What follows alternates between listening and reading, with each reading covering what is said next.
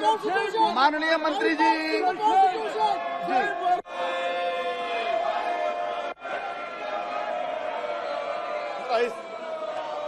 ऐसे तो ये बिल जो है ये बहुत महत्वपूर्ण बिल है। एक तरफ से ये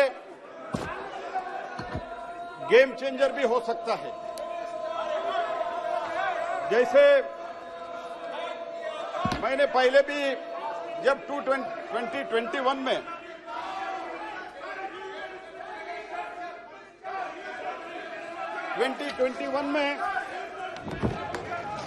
जब मैंने बिल लाया था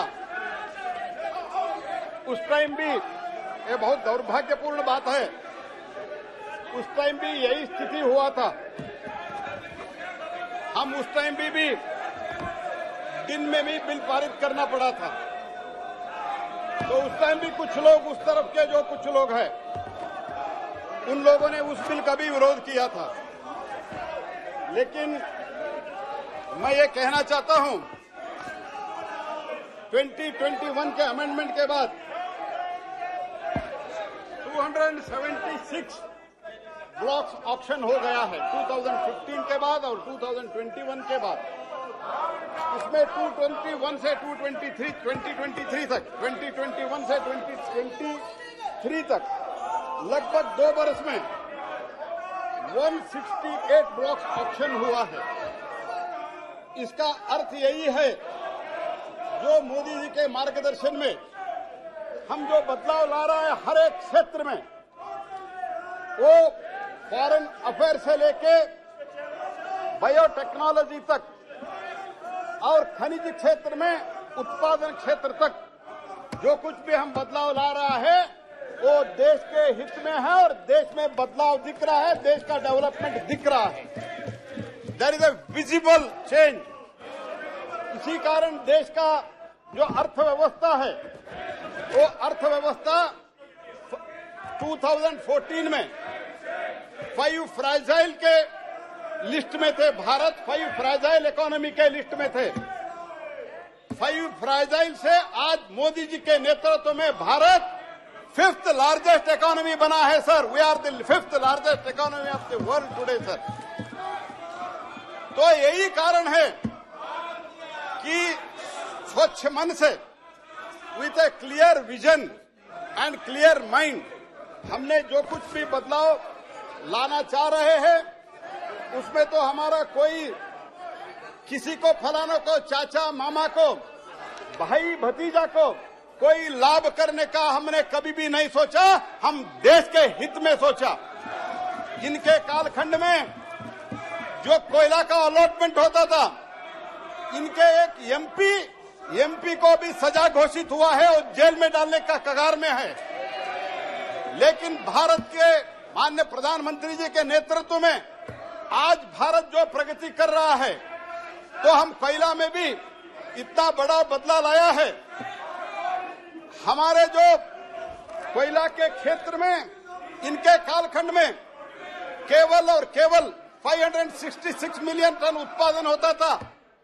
आज मैं गर्व के साथ कहना चाहता हूं इस बरस हमारा 1000 million ton that is 1 billion ton से ज्यादा कोयला हम उत्पादन करके इस देश का जो एनर्जी क्षेत्र है वो एनर्जी क्षेत्र को आत्मनिर्भर बनाने हम जा रहे हैं सर। तो इसी ये सब देखते हुए आपने मुझे इंस्ट्रक्शन दिया है, आपने सूचना दी है कि हमको जल्दी खत्म करना है। मुझे ऐसे बहुत कुछ चीज बोलना था सर। तो क्योंकि जो कुछ भी बदलाव इस देश में हुआ है उसको हम अभी हम इलेक्ट्रिक व्हीकल में बात कर रहे हैं, हम लिथियम के बात कर रहे हैं। हम पहले भी कोयला सिर्फ और सिर्फ इंपोर्ट के बारे में बात करते थे। आज हम कोयला इंपोर्ट उत्पादन इतना कर रहे हैं कि आने वाले 1-8 वर्ष में 25-26 तक कोयला थर्मल कोयला हम इंपोर्ट करना बंद करने का एक निर्णय करके हम आगे बढ़ रहे हैं सर। ये सब मन में रखते हुए हमने जो बदलाव लाया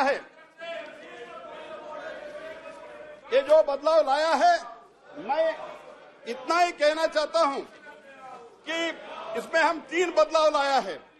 एक तो पहले हम CL और ML कंपोजिट लाइसेंस देते थे, और माइनिंग लाइसेंस देते थे। आज हमने एक्सप्लोरेशन लाइसेंस देने का एक प्रावधान इसमें रखा है। हम एक्सप्लोरेशन लाइसेंस देने का प्रावधान इसलिए रखा है कि सारे दुनिया में जूनियर माइनर्स एक्सप्लोरेशन करते हैं और माइनिंग कंपनी इसका माइनिंग करते हैं। तो हमारे देश में ये प्रावधान नहीं था। हमने इसमें प्रावधान ये रखा है कि हम एमएल, सीएल और सीएल के साथ अभी ईएल एक्सप्लोरेशन लाइसेंस का प्रावधान रख रहे हैं। वो भी ट्रांसपेरेंट ऑक्शन के रूट से होगा। उसमें भी रेवेन्यू शेयरिंग का प्रावधान है। वो भी पूरा से पूरा ऑक्शन के रूट से होगा सर। इनके तरह जैसे इन लोगों ने अलॉटमेंट करके डिस्क्रिशनरी रूट लेके अलॉटमेंट करके इन लोगों के एमपीओ को और कई अधिकारियों के इनके कारनामे का कारण जेल में भेजना पड़ रहा है, ऐसे हम नहीं कर रहे। हम जो कुछ भी कर रहे हैं मोस्ट ट्रांसपेरेंट वे में कर रहे हैं। और हम पोटैश का भी एक्सप्लोरेशन अभी कर रहे हैं और पोटैश का माइनिंग भी होगा सर। और इसी के साथ मैं बाकी डिटेल्स मैं आपके अनुमति से सदन पर पटेल कर रखता हूं, लेकिन मैं एक चीज बोलना चाहता हूं। जो हमारे लिस्ट ऑफ एटॉमिक मिनरल से 12 मिनरल था, उसमें 6 मिनरल लिथियम सहित 6 मिनरल हम वो लिस्ट से हटा रहे हैं। इसका नॉन एटॉमिक एप्लीकेशन ज्यादा है, इसलिए वो हम 6 हटा के और हम 18 मिनरल जो क्रिटिकल और डीप सीटेड मिनरल है, वो डीप सीटेड मिनरल को हमने इसमें एक पार्ट डी में ला रहा है। वो पार्ट डी में हम जो ला रहा है उसका ऑप्शन हम सेंट्रल गवर्नमेंट से करेंगे। उसका जो माइनिंग लीज है और कंसेशन है वो राज्य सरकार देगा। ऑक्शन का बोझ हम उठाएंगे। Responsibility auction will be taken by us, but entire revenue will go to the state. This is the thinking, this is the approach of the Modi government.